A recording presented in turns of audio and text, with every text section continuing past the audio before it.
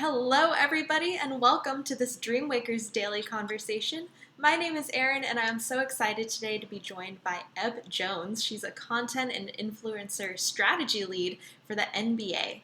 Eb, it is such a pleasure to have you with us today. Thank you so much for taking the time to answer our questions. Thank you, guys. I'm excited to be here. Awesome. Well, let's dive right in. You have a pretty interesting job, and I would love for you to kind of dive into what that actually means and maybe what a day in the life for you looks like.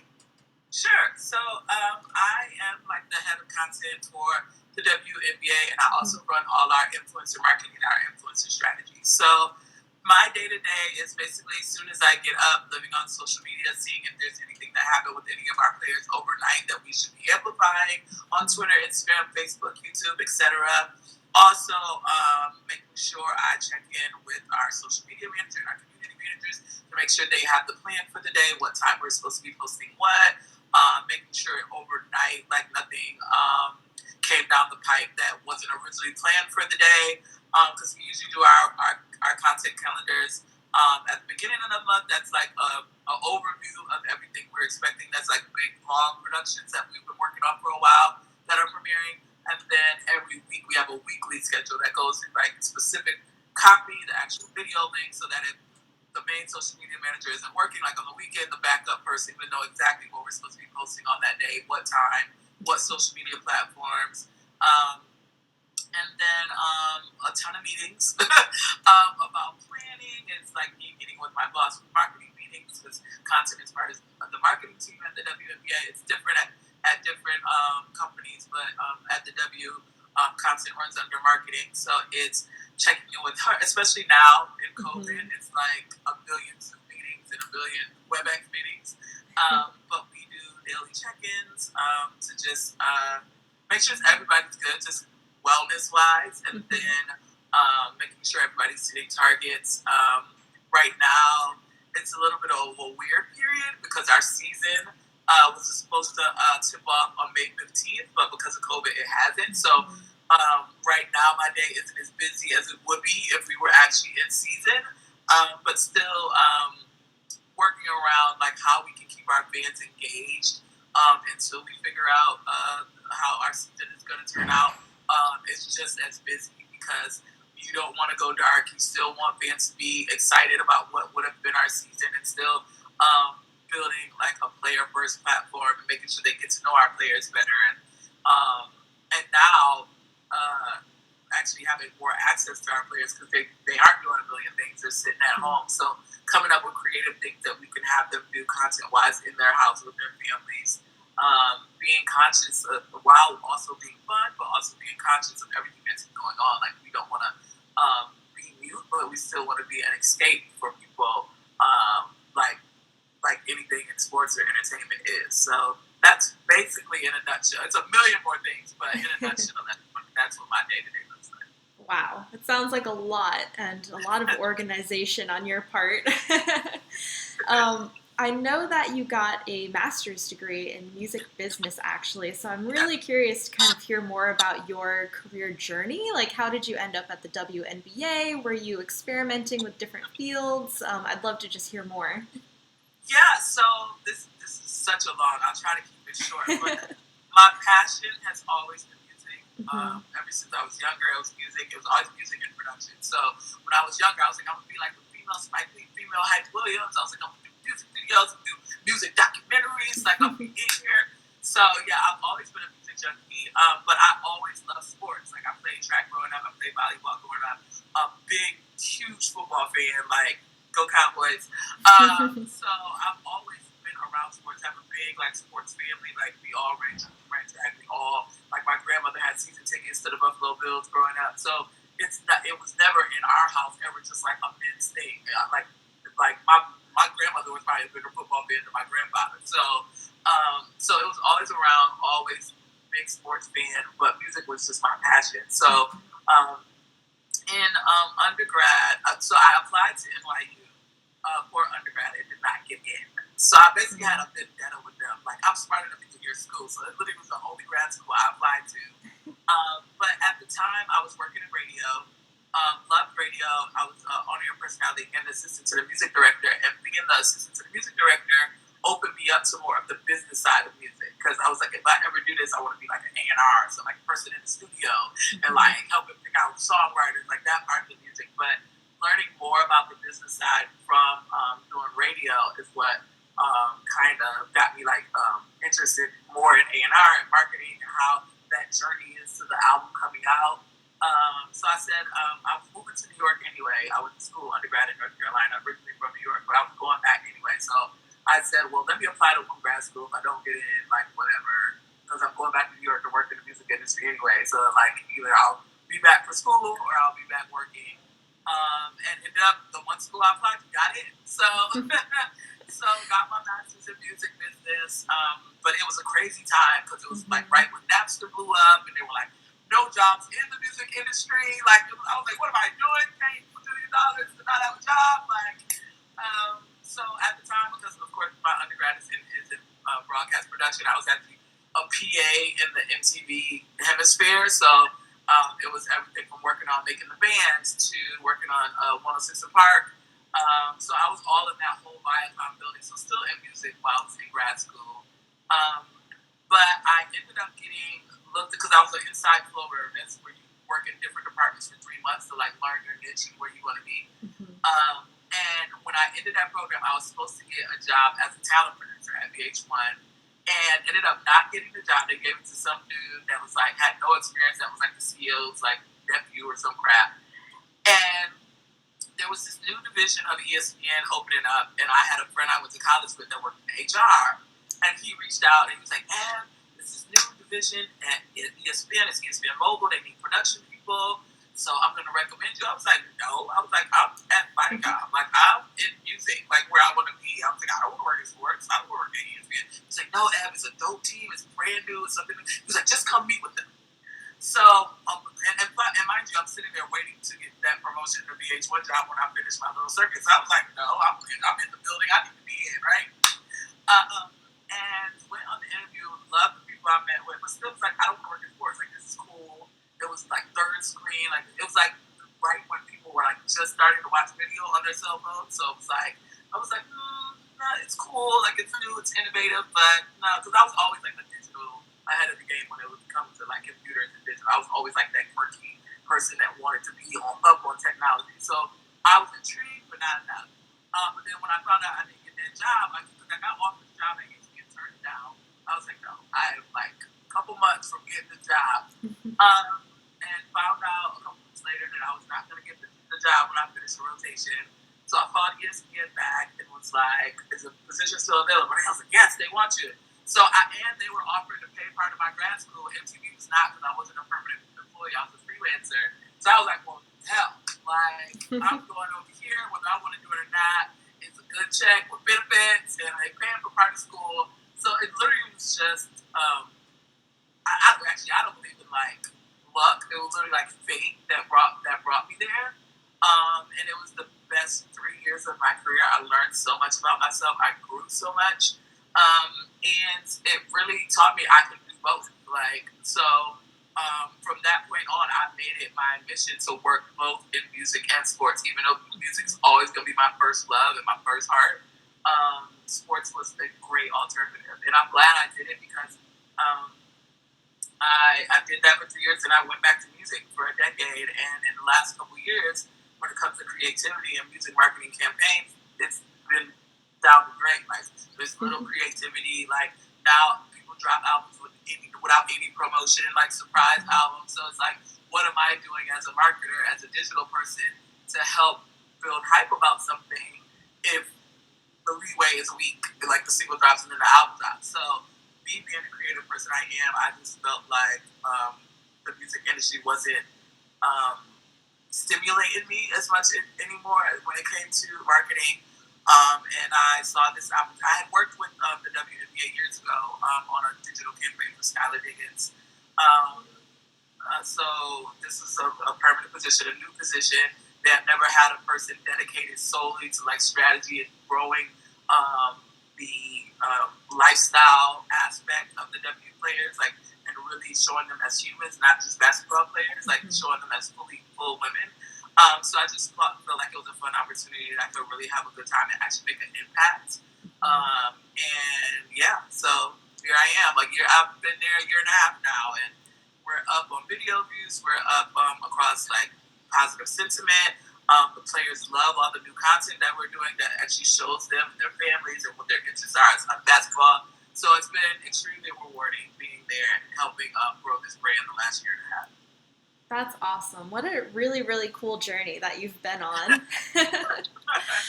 Well, it's actually really interesting because obviously there's no like degree in social media strategy or anything like that, at least not yet. So I'm really curious, how did you find yourself specifically as a social media strategist and influencer lead? So like I was saying, I was always a technology buff. I was always doing things early. Mm-hmm. So when blogging started, I had a blog early on. That's how I actually got the job for freelancing for BET after I was in the MTV buildings, because I had a popular music blog on my own, and they brought me on to run their music blog for BET. So that's how it started. That was like the first thing, and then it was like soon as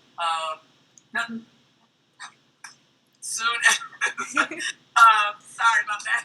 No problem. So soon as what was I saying? Oh, so soon as I lost my train of thought. What was I thinking? What was I talking about?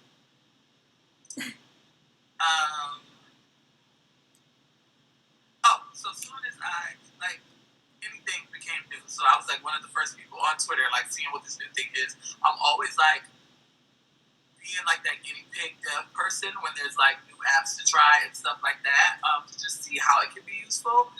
So when I was at BET and actually was working on 106 & Park, so I was like the online editor for 106 & Park. So everything that happened on the TV show, I would have to write up about it online on the website.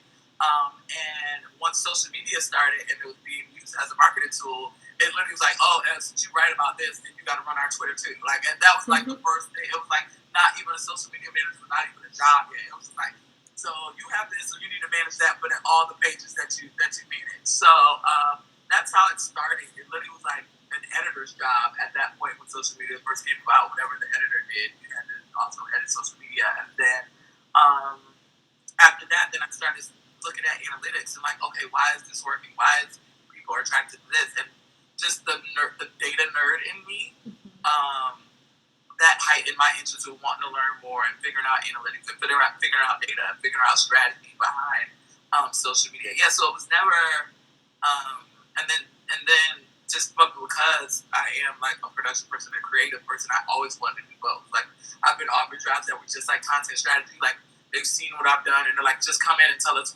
like how we can do this better. And I'm like, no, I actually want to produce content too. I want to come up with ideas. Like I want to do that part too. So thankfully in this current role, I'm able to do both.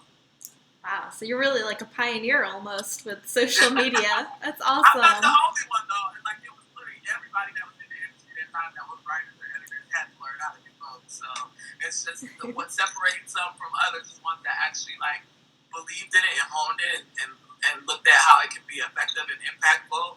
And others that were just like, it's just Twitter. So that's like how, or it's probably going to go away in 5 years. Like stuff like that. Yeah. Like it's still here a million years later. So yeah.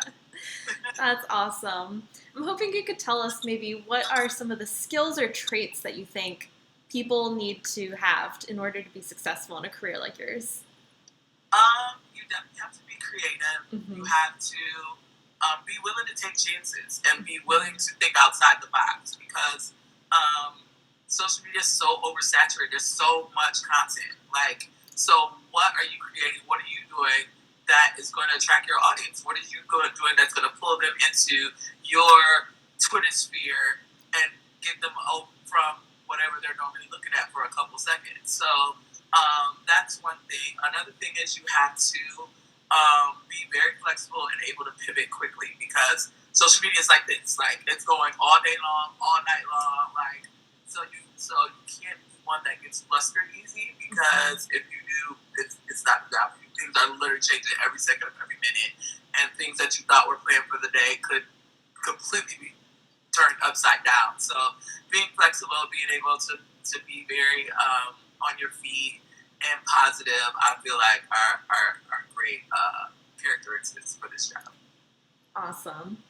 So, this is a really popular question with our students, but since you have a job like this, who are some of the coolest people you've met or some of the coolest experiences you've had? Um, it's been so many, but one that just sticks out just because it's just so recent and so tragic is um, me and Kobe Bryant. We have these, and I didn't have mine with me. I'm not at home, but we have these orange hoodies that have become our signature in the last year, and I was able to give him an orange hoodie when he came to the office back in October of last year. It was right after the WNBA finals. He came to the office to meet with our commissioner to just talk about like how he could help grow the league, and because his daughter Gigi was a big fan of basketball. And so I'm like considered in our office the merch whisperer. As you know, like I didn't really talk about the part of my job is influencer strategy, and a big part of getting influencers involved is merch. So I've done a lot to like rebrand the league and make cooler merch and make things that people actually want to wear. And the players love the orange hoodie. You see the orange hoodie to a lot of celebrities. So the last public picture that was taken of him before he died tragically in the helicopter crash was him courtside in December wearing that orange hoodie that I gave him. So that was pretty cool, both sad and like cool at the same time.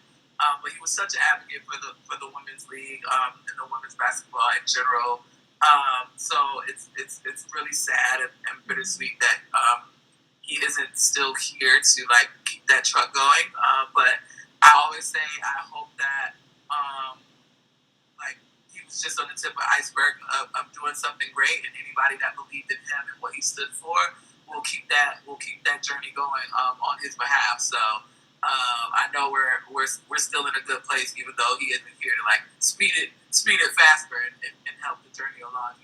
He was here to at least for other people to put respect on women's basketball. Mm-hmm.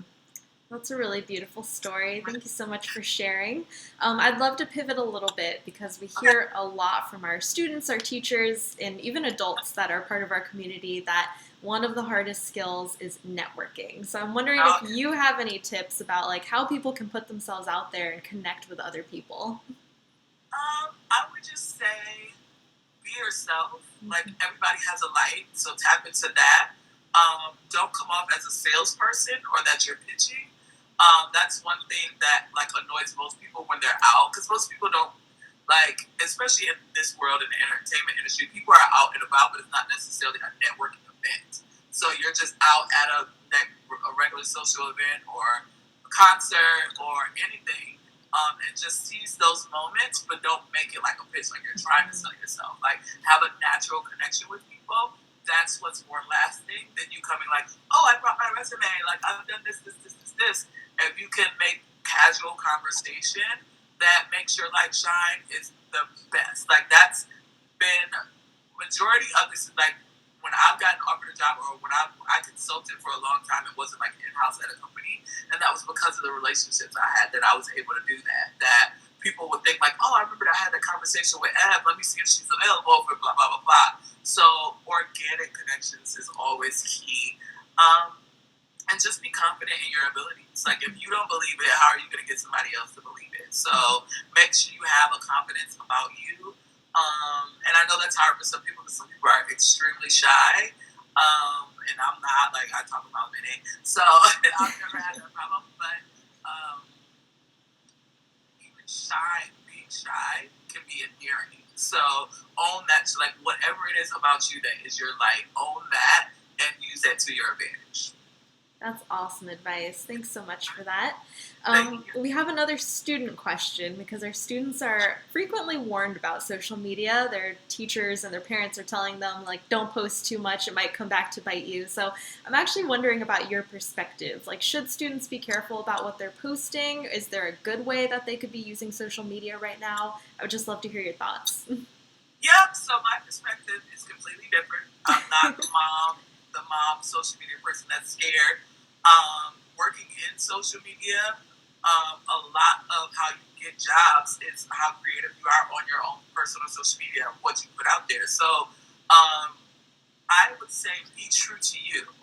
As long as you're true to you with what you're posting and how you're posting, nobody can judge you for being you. So if you're okay with what you're putting out being a hindrance or putting you ahead, then be okay with that. Because there's certain things that I've tweeted out that I'm just like, but that's me. So if I don't get a job because of this, I'm okay standing and dying on that hill. Mm-hmm. So be self-assured with what you're doing. Do not follow trends. Do not follow what everybody else is doing to be cool. And it might make you look stupid down the road. Like I remember, like the old saying that parents say, like if your friends jump off a bridge, you're gonna jump off a bridge too. So that's what it is for social media. Like if there's a trend where everybody is bullying somebody in school and it has absolutely nothing to do or affect you and not anything that you should be doing, bullying somebody online, then don't tap into that. Don't feed into that energy. If everybody else hates Pokemon or something and you still love playing the Pokemon game, even though that was like 3 or 4 years old or whatever, if you still love it, let that still be you. Don't let anybody dictate the voice that you want to have for yourself on social media. But definitely there are consequences to being yourself. Like I know I've not gotten certain jobs because they don't like my online persona for whatever reason. And I've got other jobs that were like, we want you because of how you are on social media. So yeah, just really know who you are, tap into that, and as long as you're not overtly mean to anybody or disrespectful, then I don't feel like anybody should be judging you for you just being you on social media. So just be confident in who you are as long as you're a good person and a nice person. Yeah, that's a really fresh perspective, and I like it. Yeah, like I never took it with like if you like dancing all day and it might be a vulgar song, like do it. Like if it's a popular song that has a cuss word, okay, you don't want to use the edited version. That should be a reflection on you getting a job if you like dancing and that's your thing. So yeah, it's as long as you're true to you, it's like you can be confident in what you're posting and not feel like you need to be judged because the world spends way too much time judging people anyway. So I try my best in that right to not do that on social media with in reference to anybody that I would hire for a social media manager. Yeah, that's great. Well, you've worked in a lot of different mediums. You mentioned blogs, obviously social media. I'm sure you've done videos, television, radio type things. So I'm wondering, what is your favorite platform to kind of work on and why? My favorite is definitely radio. I started my career out on radio. I went back and forth over the years. Like I had a podcast on CBS Radio like a couple years ago. So if I could get paid like $1 gazillion just to run my mouth all day, I would. To run my mouth all day and play songs that I like, yes, sign me up for that. So ideally that would be that, but the market is just so hard to get into in New York City. When I did radio, it was in North Carolina, not as much competition. In New York, it's a million people that want to be on-air personalities and radio personalities and only a couple slots per day. So I pivoted after I moved to New York to be more on the business side of music. But yeah, I definitely, if I could get paid to just sit and talk on a mic all day and play music, I definitely would do that. That's awesome. So you're obviously very creative with your work, and a lot of people are wondering, do you ever hit like a creative rut, like a writer's block or an artist block, and what do you do when that happens? Definitely. You can't always come up with great ideas all the time. Like everybody hits a little rut sometimes. A lot of people are hitting it now because of COVID, and they're inspired by going outside and seeing things and being places and like having to sit in your house all the time. It's like, okay, where am I pulling from now? Like pulling from your inner stuff. So I feel like I'm a music head, so I usually go to music, like music that made me feel some sort of way of what I'm trying to evoke. So I have like over 100 playlists on Spotify. So I'll just get into a music mood and hope that brings something out of me. But sometimes you just need to not look at something or think about anything for like a day or two. And just let it rest. Because sometimes when we're ideating about something, it's because it needs to be done really, really fast, or there's a deadline on it. And sometimes I just will not completely not think about something for a day or two, and then come back to it. And usually, like, something starts marinating, like over that time when you're not pressured to do it, that'll come organically. That's awesome advice. Well, we have two more questions for you. Okay. This one is kind of about the sports industry, because when a lot of people think about sports, they think male. They think, male athletes, coaches. They think about boys' night, watching a game. So I'm wondering, what is it like being a woman in the sports industry? And do you have any advice maybe for other girls out there who are watching who might be interested in sports or these other male-dominated fields? Yeah, so it's really hard. It's really hard. You have to overly know your stuff as a woman in this industry. Like, they will try you, they will test you, to try to prove that you're not worthy of being there. So yeah, you have to really study your stuff. You have to know your stuff. You can't make a mistake as a woman in this industry because they will never forget it. So, like, a guy can come in here and not know any stats of anything and just see the guy. It's like the bromance immediately. But a woman, they literally, like, so what you know about blah, blah, blah. Like, it's really that.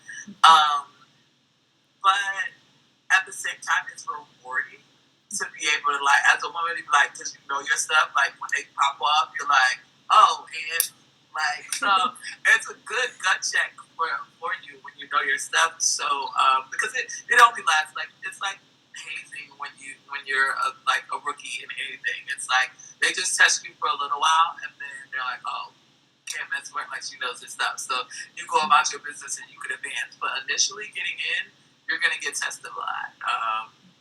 Like, it's getting better with, like, Me Too and sexual harassment, but that was a big thing where dudes just say inappropriate things. It's just in a group setting, not necessarily to you.